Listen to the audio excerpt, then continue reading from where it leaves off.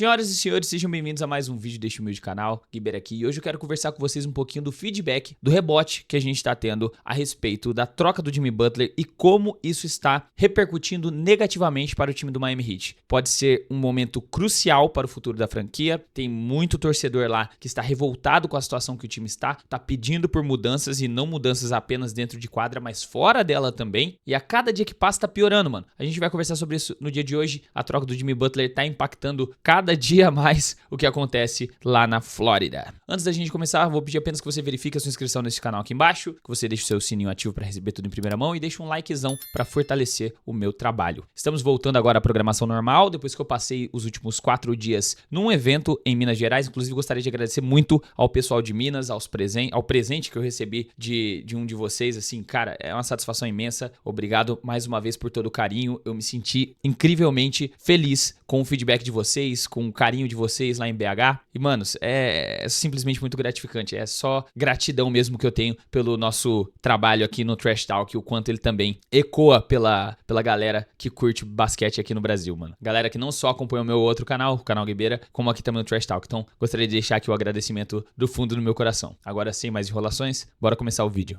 A situação simplesmente não está nada agradável lá em Miami. Os torcedores, inclusive, estão pedindo pela aposentadoria, pela troca, pela demissão, que aconteça qualquer coisa com o senhor Pat Riley. Porque eu sei que é um pouco inegável, assim, você imaginar que o Heat teria tanto sucesso quanto eles tiveram na época do LeBron, na época do Wade, se não fosse a Heat Culture, né? Aquela mentalidade que o Pat Riley foi o pioneiro, assim, a entregar algo naquele nível, na qual um time consegue extrair o melhor de seus atletas, consegue colocar até jogadores meio preguiçosos, a gente pode dizer assim, nos melhores condicionamentos físicos de suas carreiras, consegue tirar leite de pedra basicamente com jogadores não draftados, com jogadores de final de draft. É muito interessante essa cultura que eles têm, só que essa cultura, ela vem acompanhada também de uma certa cobrança, porque se o time tem essa cultura de vencer a qualquer custo, de dar o sangue, de se dedicar ao máximo, você precisa também ter jogadores talentosos ao lado de jogadores subestimados para que você gere resultados. E o cara que foi o maior responsável pelos resultados positivos do Miami Heat nessas últimas temporadas, nesses últimos anos, talvez nessa última década a gente pode colocar, né? Não chegou nem a ser uma década, acho que foi 7 temporadas. Foi o Jimmy Butler. Ele é um cara que tem essa cultura, assim, de sempre tentar superar as expectativas, de dar o sangue, de jogar 40 minutos se for necessário. Só que a idade foi cobrando o cara, o tempo foi passando e ele não foi mais conseguindo os mesmos resultados sem as ajudas necessárias. Porque o time do Miami Heat sempre optou por tentar fazer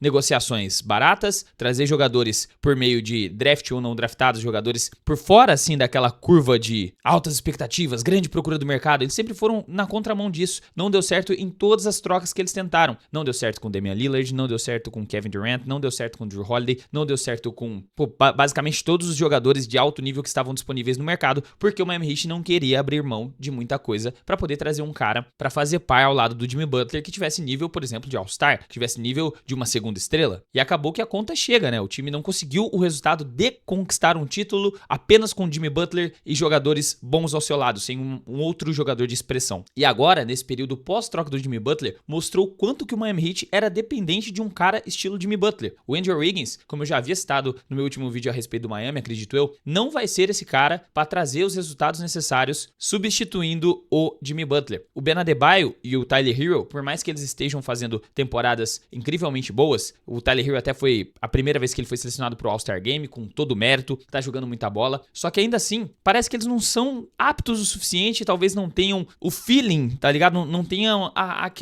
aquele instinto de ser o alfa, o cara que vai colocar o time nas costas no final das partidas, na parte do clutch time e carregar o time pra vitória. O Miami vem fazendo jogos não tão ruins assim ao longo da partida, mas chega no final do jogo e eles acabam perdendo. E a troca do Jimmy Butler tá dando um reflexo tão negativo que se a gente olhar este calendário que está aqui na nossa frente, desde a troca do Jimmy Butler, ele estreou no dia 8 com o Golden State Warriors. A troca aconteceu alguns dias antes, mas a gente pode pegar aqui do dia 7, já que acho que desde o dia 5, dia 4 aqui ele já não jogava mais. Se a gente pegar desde o dia 7, que quando ele já estava lá em São Francisco, já começando os aquecimentos para atuar pelo Warriors no dia seguinte, o Miami Heat só ganhou 5 partidas. 5 partidas desde o dia 8 de fevereiro, que foi o dia que o Jimmy Butler estreou pelo Golden State Warriors. E isso a gente está contabilizando uma sequência de várias derrotas seguidas, que foi interrompida pela vitória contra o Charlotte Hornets ontem, mas são 17 derrotas da mesma forma. forma. Foi uma sequência aqui de 10 derrotas consecutivas para um time que estava querendo buscar algo diferente, querendo tirar a toxicidade de dentro do vestiário para poder trazer ainda bons resultados nessa reta final de temporada regular, está dando errado. E se a gente olhar ainda mais aqui a tabela da NBA, cara, o Miami Heat tá aqui como 10º colocado com 30 vitórias e 41 derrotas, só porque eles estão na Conferência Leste. Porque se estivesse na Conferência Oeste, eles estariam aqui, ó, em 13º, 14º,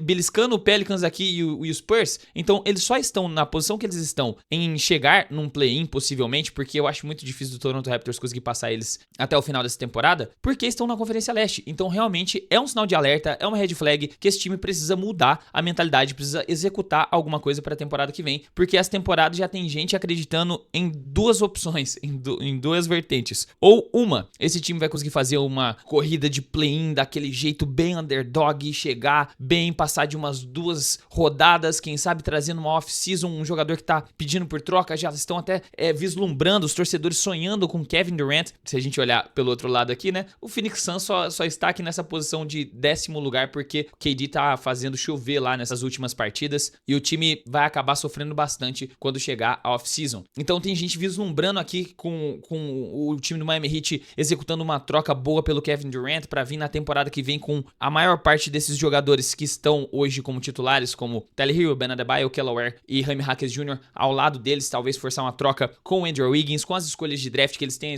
escolha deles desse ano, a escolha do Golden State Warriors esse ano, tem futuras escolhas ainda, eles não mexeram muito na parte de recursos de capital de draft que eles tinham, e quem sabe fazer um novo elenco aí em volta do Kevin Durant, sabe? Isso seria uma situação hipotética genial, na minha opinião, se o Pat Riley executasse isso, mas sejamos realistas. Qual a chance de, depois de tudo que aconteceu no Miami Heat, um cara como o KD ter intenções de se juntar ao elenco do Miami Heat? Eu acho que é uma probabilidade, assim, extremamente baixa. Então, a outra vertente que a gente tem a respeito disso, se numa situação em que o Miami Heat daqui pra frente tancar, continuar essa sequência de derrotas, que eles já estão muito bem nela, inclusive, pra tentar uma escolha boa do draft que vem agora. O draft de 2025 tem nomes interessantes. Porém, para a posição que eles estão, se a gente voltar aqui na tabela da NBA, tem algumas equipes aqui como Wizards, como Hornets, como o próprio Nets e 76ers, do lado da Conferência Oeste, o Pelicans e o Jazz, que estão em posições muito mais confortáveis do que o Miami Heat para tentar pegar uma escolha boa de draft. E outra, a gente não tem nem o respaldo positivo que o Cooper Flagg vai de fato entrar para o draft de 2025. Não temos essa certeza ainda. Pode ser que ele simplesmente não entre porque não gosta do time que vai pegar a first pick. Então pode ser um tanque em vão para ter uma escolha boa de draft, já que eles podem tirar algo bem positivo dessas duas picks do Golden State e do Miami, mas a chance deles ficarem com uma escolha de top 5 é de 6% para baixo, comparado com o respaldo de times piores que estão nessa temporada. E o mais engraçado é que essa situação do time atualmente tá fazendo com que os torcedores se indignem de uma forma que eles estão indo para os jogos do Miami Heat com a camisa do Jimmy Butler no Golden State Warriors, mano. Eu nunca vi isso na minha vida, mas está acontecendo neste exato momento. Se você olhar esse gráfico que vai estar agora na sua tela, esses são os resultados do time do Golden State Warriors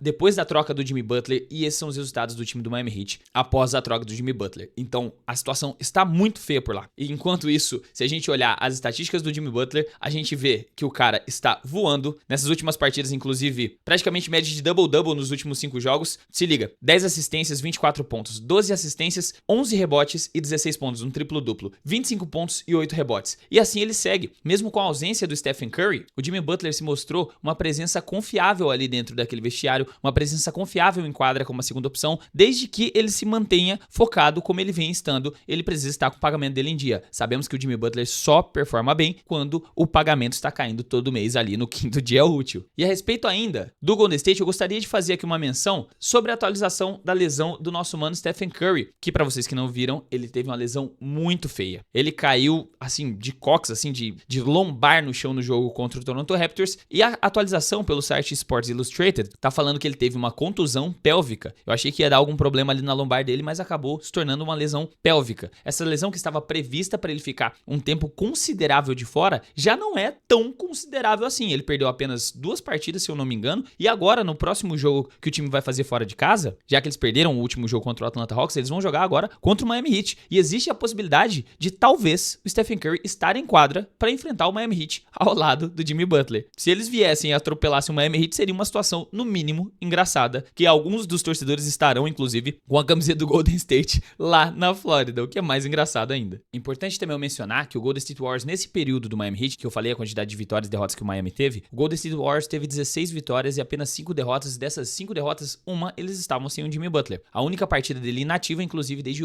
a ida dele para o time de São Francisco. Então, o feedback pro Golden State está sendo extremamente positivo. Espero que perdure dessa forma se o Jimmy Butler continuar sendo pago em dia, se o Jimmy Butler ficar alinhadinho com o front office do Golden State. E o time do Miami Heat agora tem as duas opções que eu falei pra vocês, que a mais viável de todas seria um tanque, mas ainda assim eu acho que não vai ser um caminho que a torcida vai encarar de forma legal, já que eles já estão pedindo a demissão do Pat Riley, e os próximos capítulos vão ser bem complexos para o time do Miami Heat, na busca de um novo jogador ou passando por um período bem longo de adaptação na próxima estrela da franquia. Então eu quero saber a sua opinião aqui nos comentários, que é muito importante. O que você acha do Miami Heat, o que você acha do Golden State Warriors na situação que estão. Os times realmente inverteram os resultados. O Golden State Warriors está ganhando muitas partidas, enquanto o Miami Heat está perdendo muitas partidas. E tudo isso foi graças à troca do Jimmy Butler. Deixe aqui nos comentários que a sua opinião é muito importante para esse canal. Se você ficou até aqui, não se esqueça de se inscrever aqui embaixo, ativar o sininho, deixar o like, que já vai estar ajudando muito a que este projeto continue de pé. E se você quiser ajudar mais diretamente, faça como essa família de lindos e lindas, que inclusive vai sair hoje ainda para vocês o vídeo exclusivo para os membros sobre o sorteio do boné da Mitchell & Ness, que um de vocês que ajuda esse canal ou o canal Guibeira financeiramente,